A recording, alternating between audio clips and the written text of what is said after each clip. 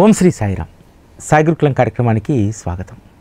కొన్ని పనులు చేయడానికి అనేక అడ్డంకులను మనమే సృష్టించుకుంటూ ఉంటాం. ఒక పని చేయడానికి నాకు ఇంకొక పని ఉంది కదా అని చెప్పి సాకు చెప్తాం. రెండు పనులు నాతో సాధ్యం కావట్లేదని చెప్పి అంటాం.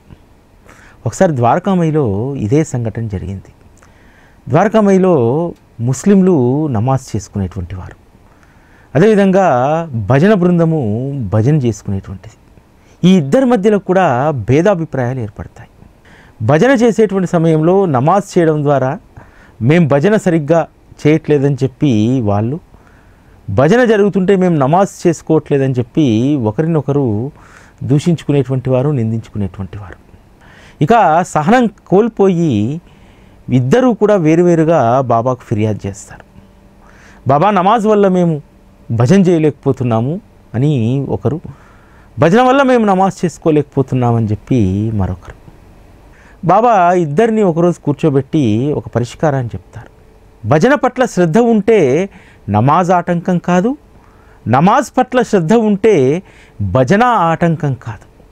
నువ్వు చేసేటువంటి పనుల్లో నీకు శ్రద్ధ ఉంటే ఏది కూడా అడ్డంకి కాదు అని చెప్పి బాబా చెప్తారు. దాని అర్థం ఏంటంటే, నిజంగా భజన పైనే నీకు ప్రేమ ఉంటే నమాజ్ అడ్డంక్యా, నమాజు పైన ప్రేమ ఉంటే భజన నీకు అడ్డంక్యా అని చెప్పి బాబా చెప్పగానే ఇరు వర్గాలు కూడా సిగ్గుతో తలదించుకొని అక్కడి నుంచి వెళ్ళిపోతాయి. ఇది కొన్ని సందర్భాల్లో మన జీవితాల్లో కూడా చాలా స్పష్టంగా కనిపిస్తుంది. ఇదంతా నేను ఎందుకు చెప్తున్నానంటే, ఈరోజు మనందరము కూడా ఎంతో ఆస్వాదిస్తున్నటువంటి వరాల సాయి మందిరానికి ఇదే ఉదంతం మనము ఉదాహరణగా తీసుకోవచ్చు. వరాల సాయి మందిరం నిర్మించాలి అనేటువంటి తలంపు వచ్చినప్పుడు నాకు వాహిని గారికి జరిగినటువంటి చర్చ ఇదే. నేను ఒకటే అన్నాను, మనకు బాబా ఇంత గొప్ప బాధ్యత, సాయి టీవీ అనేటువంటి బాధ్యత ఇచ్చిన తర్వాత మళ్ళీ మనకు అనుభవం లేనటువంటి దాంట్లోకి ఎలా వెళ్తాం? ఒకవేళ వరాల సాయి మందిరమే నిర్మిస్తే, అదే సాకారమే అయితే మనము సాయి టీవీ పైన ఫోకస్ పెట్టలేము. మనకు సాయి టీవీ పైన ఫోకస్ పెట్టడానికి మందిర బాధ్యత అనేటువంటిది అడ్డంకవుతుందేమో అనేటువంటి దృక్పథంతో నేను ఉండేటువంటి వాడిని. కానీ బాబా ఈరోజు గత 4 సంవత్సరాలుగా దేనికి ఏది అడ్డంకి కానివ్వలేదు. కానివ్వకపోగా ఒకదానికొకదాన్ని అనుబంధాన్ని పెనవేసి 2 వ్యవస్థలను ఒకే గూటి కిందికి తీసుకొచ్చి ఎంత అద్భుతంగా నడుపుతున్నారో చూడండి. 4 సంవత్సరాలు పూర్తవుతున్నాయి. నిజంగా నాకు చాలా ఆశ్చర్యం వేస్తుంది. వరాల సాయి మందిరం ఏర్పాటయ్యి 4 సంవత్సరాలు పూర్తవుతున్నాయా? నిన్నగాక మొన్న ప్రతిష్టాపన జరిగి ఊయల ఉత్సవం జరిగినటువంటి ఆ గుర్తులే ఇంకా మదిలో నుంచి చెరిగిపోలేదే. ఈ 4 ఏళ్ళు ఒక మందిర నిర్వహణ అంటే మామూలు విషయం కాదు. అందున వరాల సాయి మందిర నిర్వహణ ఎంత పర్ఫెక్ట్గా ఉంటుందంటే, ఎవరు ఉన్నా లేకపోయినా బాబాకు లోటు జరగకూడదు. ఇక ప్రతి గురువారం అయితే నిత్య కళ్యాణమే ఇక్కడ జరుగుతూ ఉంటుంది. ఒక రకంగా చెప్పాలంటే సాయి టీవీ పనులకే ఒకప్పుడు సమయం సరిపోనటువంటిది ఈరోజు బాబా 2 వ్యవస్థలను చూసుకునేటువంటి అంత శ్రద్ధ, ఓపిక ఎలా ఇచ్చారనేటువంటిది కూడా చాలా ఆశ్చర్యంగా అనిపిస్తుంది. అంతేకాదు, వరాల సాయి మందిరానికి ఉన్నటువంటి ఒక ప్రత్యేకత ఏమిటంటే, బాబాను మనం ఏదన్నా అడగాలంటే షిరిడీకో లేకపోతే మన ఊళ్ళో ఉన్నటువంటి మందిరానికో వెళ్తాం.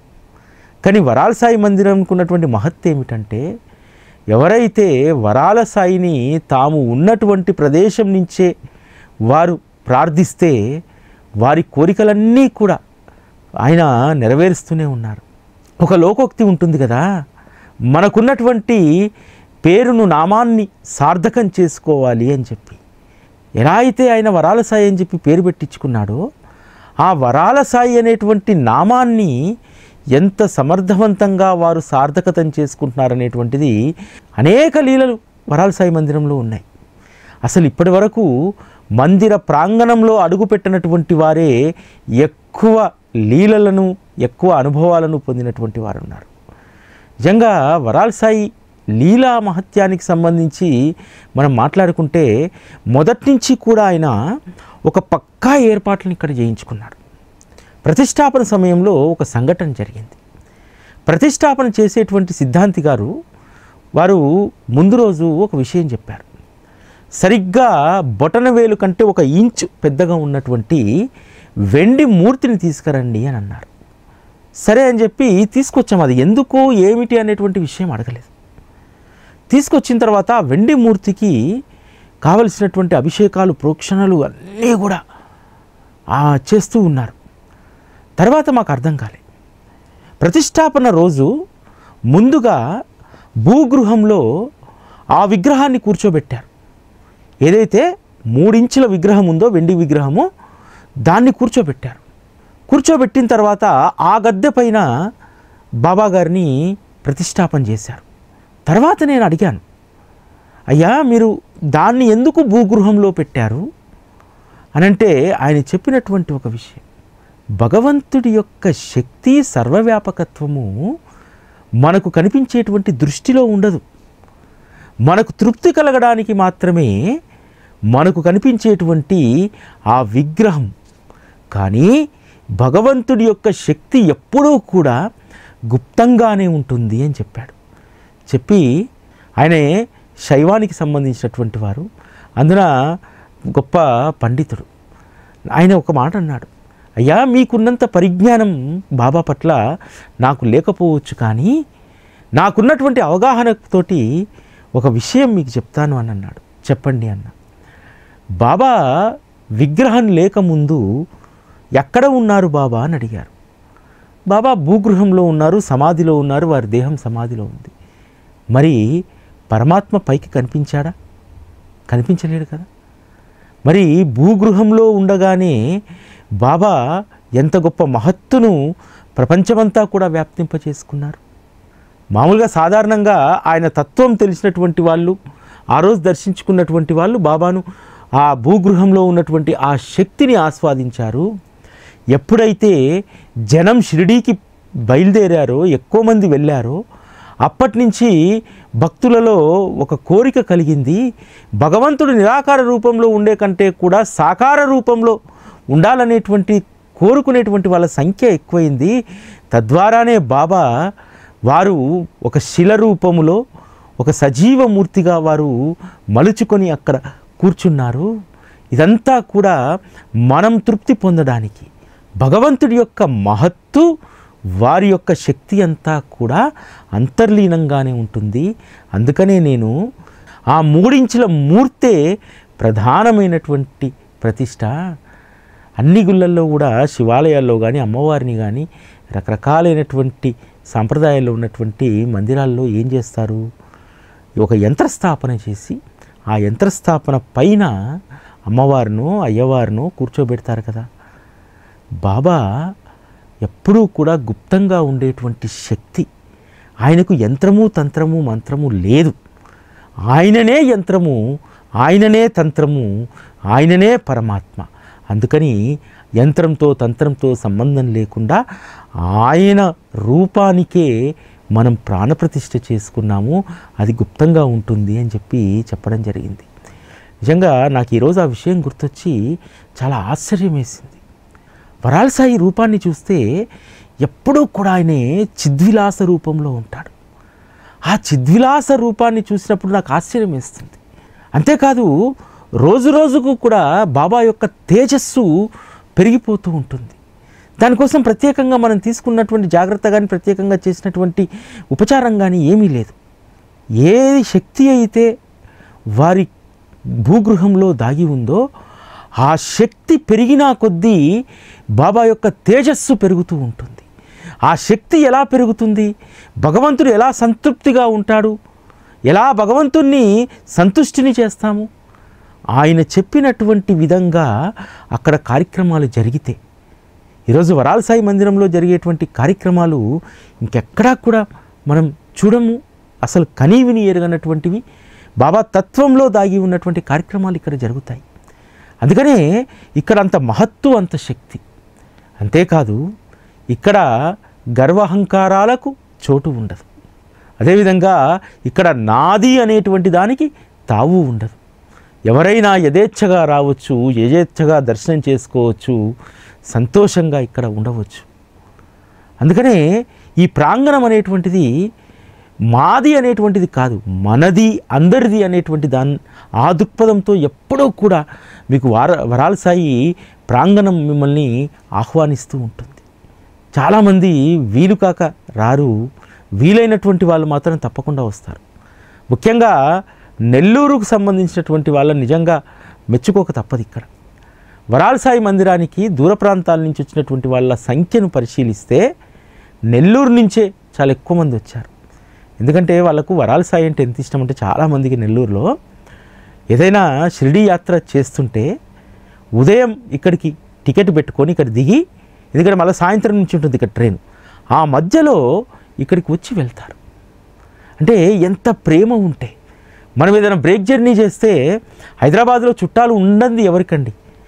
అసలు హైదరాబాద్లో చుట్టరికము, స్నేహితులు, బంధువులు లేనటువంటి వారు అసలు ఉండరు. కానీ వాళ్ళ ఇళ్లల్లోకి వెళ్ళకుండా ఇంత దూరం వచ్చాము, వరాల సాయిని చూడాలనేటువంటి తపన. ఎందుకు వచ్చింది ఆ తపన?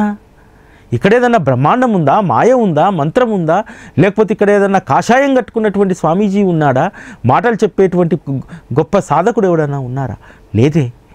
వరాల సాయిలో జరిగేటువంటి కార్యక్రమాలన్నీ కూడా సాయి టీవీలో చూసి ఒక్కసారైనా అక్కడికి వెళ్ళి రావాలి అనేటువంటి తపనతోటి వచ్చినటువంటి వాళ్ళే ఎక్కువ మంది ఉన్నారు. వరాల సాయి తన నామాన్ని ఎంత సార్థకం చేసుకున్నారంటే, అసలు ఇక్కడికి వచ్చి అడగడమే తడవాయి.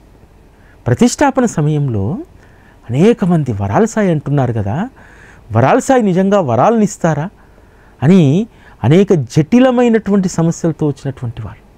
ఒక ఆవిడ కూతురుకు 8-9 సంవత్సరాలుగా సంతానం కాకపోతే వరాల సాయి ప్రతిష్టాపనకు వచ్చి ఒక్క అరటిపండు ఇక్కడ ప్రసాదంగా ఇస్తే, ఆ అరటిపండు బిడ్డకు ఇస్తే బిడ్డకు పండంటి కొడుకు పుట్టాడు.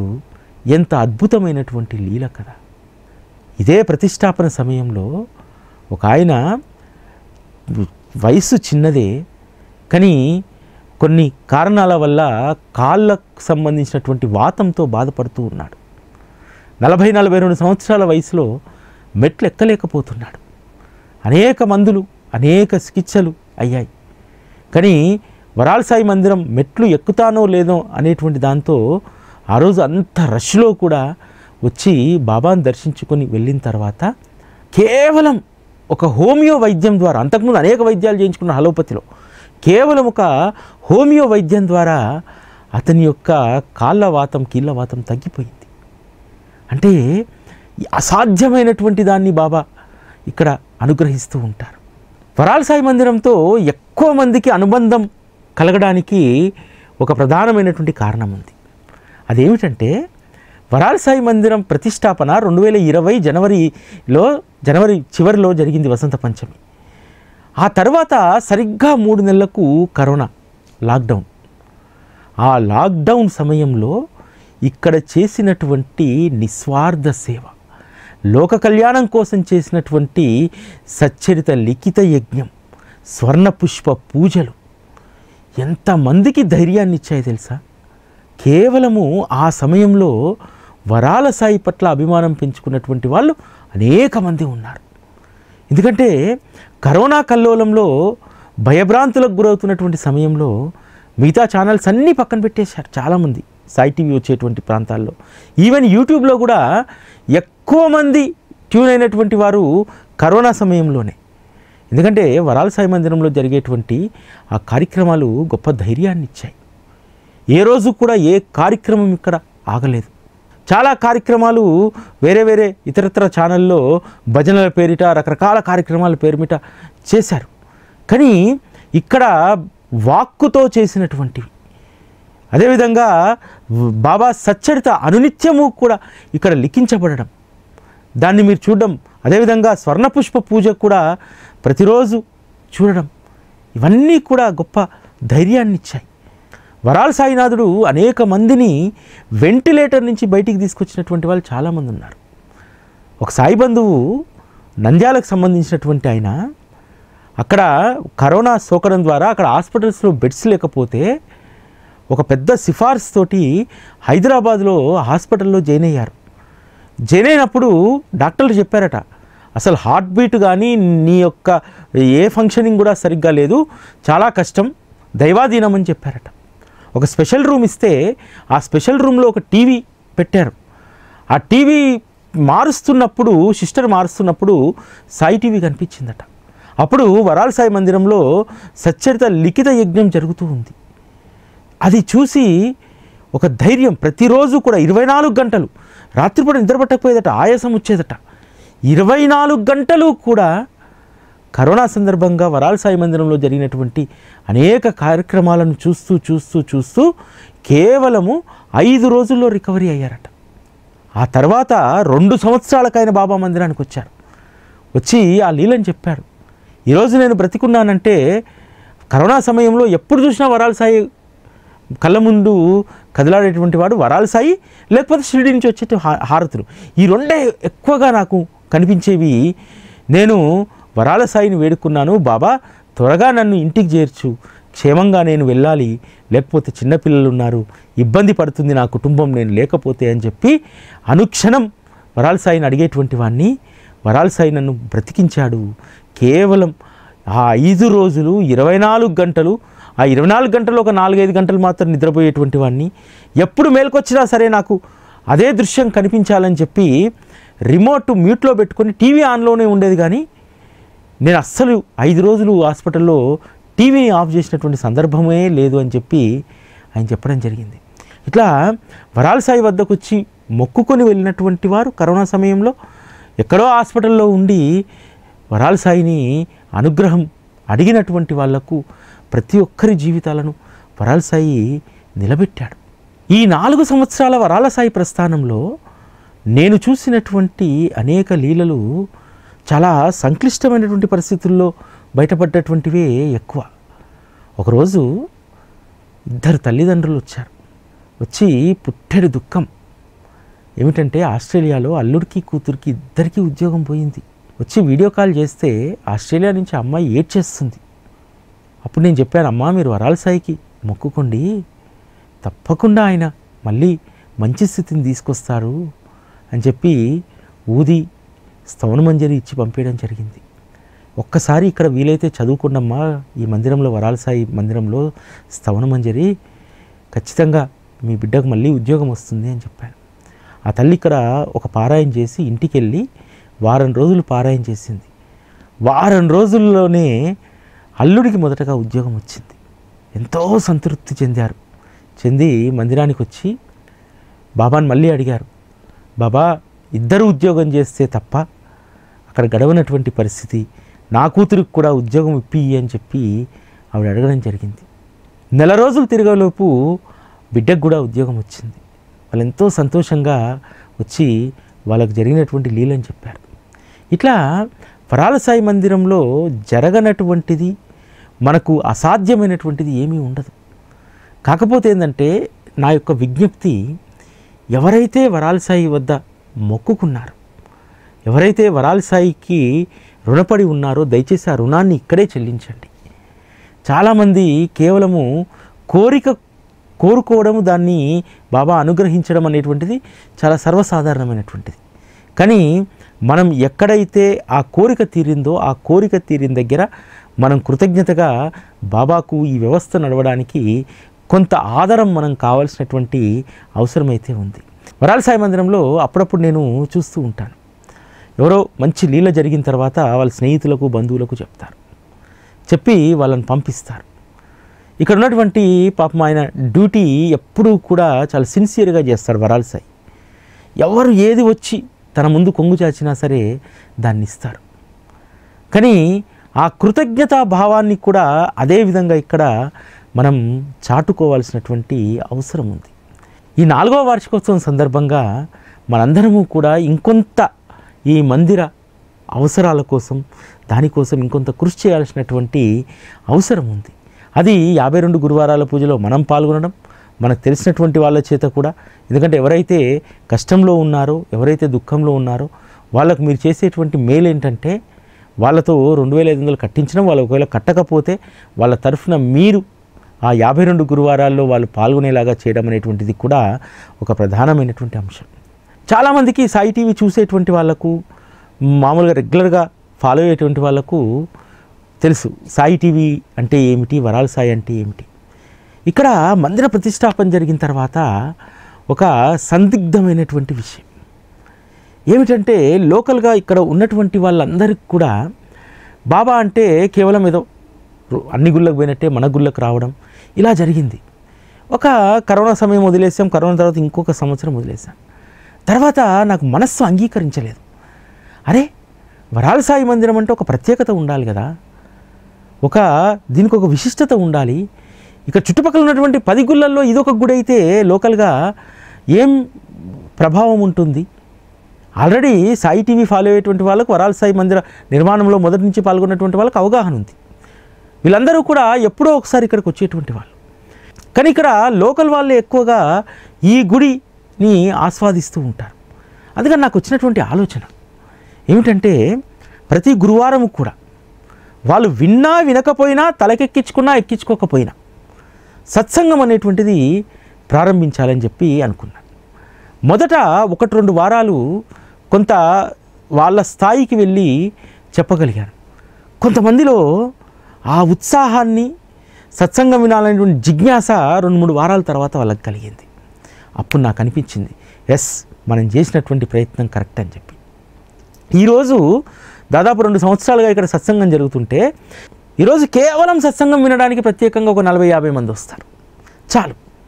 అంటే ఒక మందిరము భక్తుణ్ణి సంస్కరించేటువంటి విధంగా ఉండాలి. అన్ని మందిరాల్లాగా వరాల సాయి మందిరం ఉంటే ఎలా? అందుకనే కొన్ని రోజులు ఒక నియమం కూడా పెట్టాం. కొంతమంది ఆసక్తితో వస్తున్నారు, కొంతమంది మందిరం కోసం, ప్రసాదం కోసమే వచ్చేటువంటి వాళ్ళు కూడా ఉంటారు. అందుకోసం ఏం నియమం పెట్టామంటే, ఎవరైతే సత్సంగానికి హాజరవుతారో వారే బాబా ప్రసాదాన్ని స్వీకరించేటువంటి అర్హత ఉంటుంది అని చెప్పి బోర్డు పెట్టేశాం. ఎందుకంటే కొంతమంది సత్సంగం ఏమి వింటాంలే, బోరింగ్ కదా అని చెప్పి మైకు సత్సంగం ఆగిన తర్వాత కొంతమంది వచ్చేటువంటి వాళ్ళు తయారయ్యారు. అందుకనే అది బలవంతంగానైనా సరే మనం జయించేటువంటిది మంచి కార్యము. వారి చెవుల్లో బాబా యొక్క లీలలు పడితే వారికే మంచి జరుగుతుంది. కాబట్టి ఈ కండిషన్ పెట్టడంలో తప్పలేదు అనుకున్నాం, పెట్టేశాం కండిషన్. ఎవరైతే సత్సంగం వింటారో, ఎవరైతే హారతిలో పాల్గొంటారో వారికి మాత్రమే ఇక్కడ బాబా ప్రసాదం తీసుకునేటువంటి అర్హత ఉంటుందని చెప్పి పెట్టాం. దాంతో 12:30 లోపు హారతి అయిపోయే లోపే ఎక్కువ మంది మందిరానికి చేరుకుంటున్నారు. ఇది ఒక మంచి పరిణామం. మనం మందిరాల దగ్గర రకరకాల ఆంక్షలు పెడుతుంటాం, కానీ ఇది అసలైనటువంటి ఆంక్ష. అంటే బాబా యొక్క ప్రసాదాన్ని స్వీకరించేటువంటి అర్హత ఎప్పుడు వస్తుందంటే, వారి కథల్ని, లీలల్ని విన్నప్పుడు అప్పటికే సగం కడుపు నిండిపోతుంది. కేవలం మనం ఇంకా సగం కడుపు నిండిన తర్వాత పెద్దగా తినాలనేటువంటి దానిపైన ధ్యాస ఉండదు. తినేటప్పుడు కూడా పైన విన్నటువంటి విషయాలే గుర్తుకొస్తాయి. ఇంటికి పోయినా సరే రాత్రిపూట కూడా అవే విషయాలు జ్ఞప్తికి వస్తుంటాయి.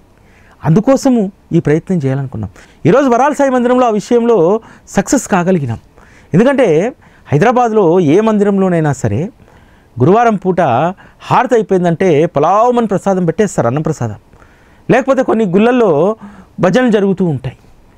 నాకు తెలిసి మధ్యాహ్న హారతి సమయంలో జనాన్ని కూర్చోబెట్టి సత్సంగం చెప్పేటువంటిది హైదరాబాద్లో ఒక వరాల సాయి మందిరమే. ఎందుకంటే చాలా చోట్ల, నెల్లూరులో ఇంకో దగ్గర కూడా సత్సంగం కంటే కూడా భజనలు ఎక్కువ చేస్తారు, నామం చెప్తారు. కాదు, 45 నిమిషాలు నువ్వు ఖచ్చితంగా వరాల సాయి మందిరంలో నువ్వు సత్సంగం వినాల్సిందే. నా లక్ష్యం ఏమిటంటే, ఈరోజు కాకపోయినా ఇంకా 4 సంవత్సరాలకైనా సరే వచ్చేటువంటి వాళ్ళందరూ కూడా సత్సంగం పట్ల ప్రీతి కలిగి ఉంటారని చెప్పి. మనము బాబా మందిరం నిర్వహించేది గురువారం పూట అన్నప్రసాదాన్ని వితరణ చేయడానికి మాత్రమే కాదు. ఒక మందిరం అనేటువంటిది విజ్ఞానదాయకంగా అది తయారు కావాలి. అందుకనే బాబా వరాల సాయిగా విజ్ఞానమూర్తిగా సరస్వతి జననాన వచ్చి ఇక్కడ కూర్చున్నాడు కదా. ఆయన పేరును సార్థకతం చేసుకోవడమే కాదు, ఆయన వచ్చినటువంటి సందర్భాన్ని కూడా ఆయన సార్థకతం చేసుకుంటున్నాడు. ఈరోజు వరాల సాయి మందిరంలో జరిగేటువంటి కార్యక్రమాలన్నీ కూడా విజ్ఞానదాయకమైనటువంటివే ఉంటాయి. బాబా 3 రోజుల సమాధి మార్గశిర పౌర్ణమి సందర్భంగా చేసేటువంటిది అది మనకు ఎంత గొప్ప ఆలోచననిస్తుంది. ఎక్కడా కూడా మీకు 3 రోజుల సమాధి ఘట్టం జరగదు, ఎక్కడా కూడా మీకు హోలీ భోజనం జరగదు, ఎక్కడా కూడా హారతుల ఉత్సవం జరగదు. కొన్ని ప్రత్యేకమైనటువంటి కార్యక్రమాల ద్వారా తన భక్తులకు జ్ఞానాన్ని విజ్ఞానాన్ని పెంపొందింపజేస్తున్నాడు. వరాల సాయి మందిరానికి ఒక ప్రత్యేకత ఉంది. ఆ ప్రత్యేకత ఏమిటంటే నిజంగా ఏ మందిరానికి లేనటువంటి ఒక ప్రత్యేకత. చాలామందికి మనసులో ఏముంటుంది, మన ఊరు మన గుడి, మన ఊళ్ళో కూడా మన గుడి, ఇలా ఉంటుంది. కానీ వరాల సాయిని అభిమానించేటువంటి వాళ్ళ యొక్క పరిణితి, వాళ్ళ యొక్క ఆలోచన విధానం ఎంత గొప్పదంటే ఇక్కడికి ఎప్పుడూ రాకపోయినా సరే కేవలం వరాల సాయి మందిరంలో జరిగేటువంటి ఇటువంటి విజ్ఞానదాయకమైనటువంటి కార్యక్రమాలకు ప్రభావితులైనటువంటి వారు, అదేవిధంగా సాయి టీవీ పట్ల అభిమానం కలిగినటువంటి వాళ్ళు వరాల సాయి మందిరంలో ఏ కార్యక్రమం ఉన్నా సరే వారు ముందు వరుసలో ఉంటారు. అటువంటి వారిని బాబా ఎంపిక చేసుకుంటారు. భక్తుల్ని ప్రచారం చేసి మనం గుడికి తీసుకురావడం కాదు, బాబా ఎంపిక చేసుకొని ఏలు పట్టుకొని ఇక్కడికి తీసుకురావాలి.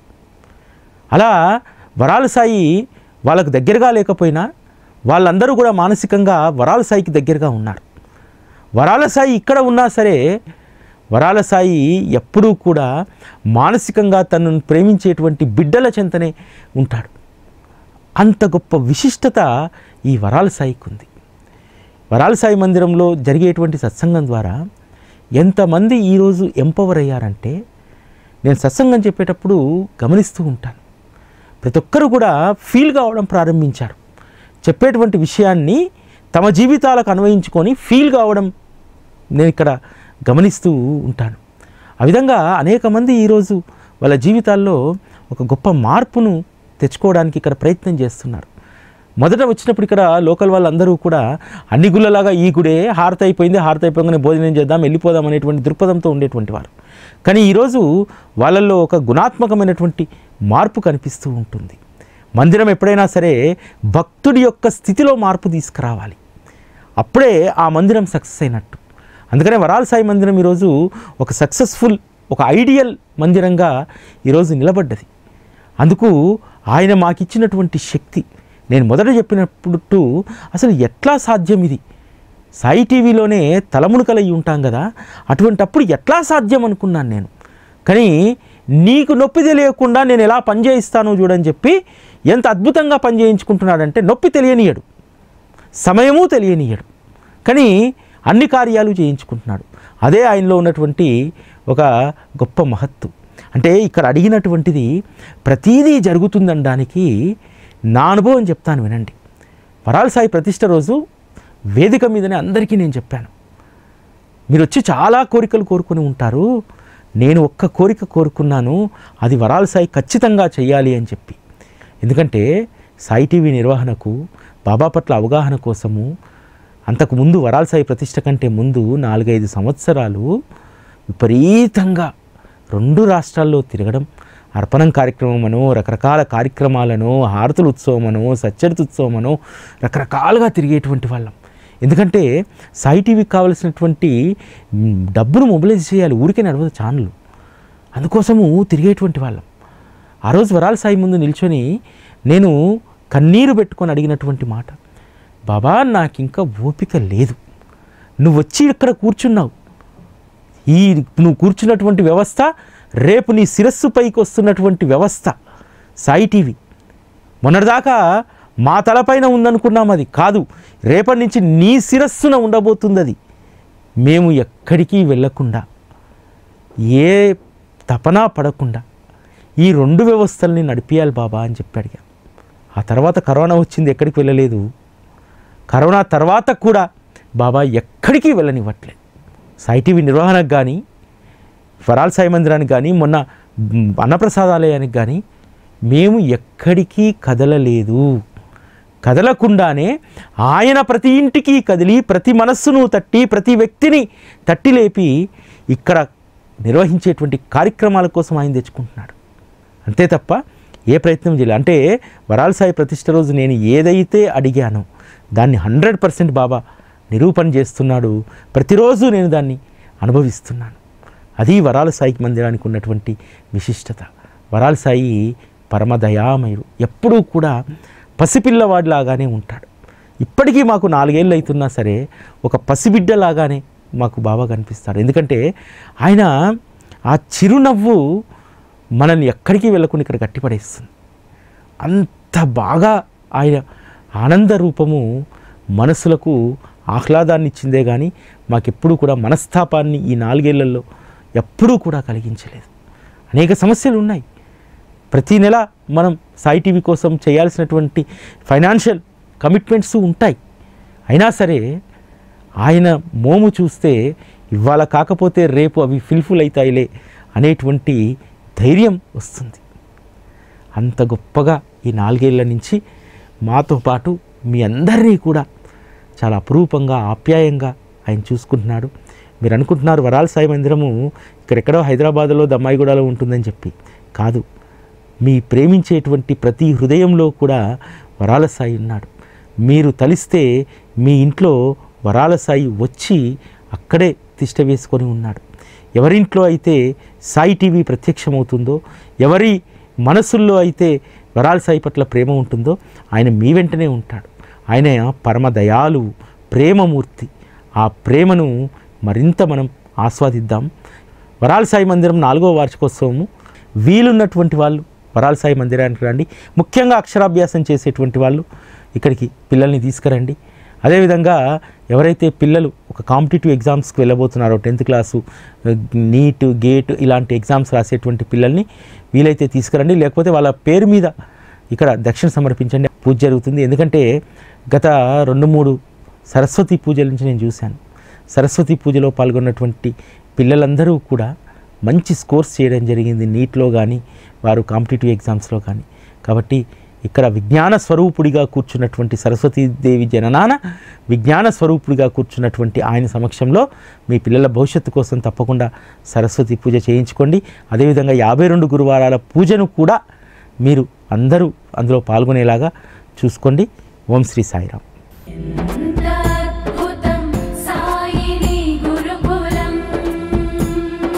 శిక్షణే తప్ప శిక్షలు లేని శరణాగతి సౌదం.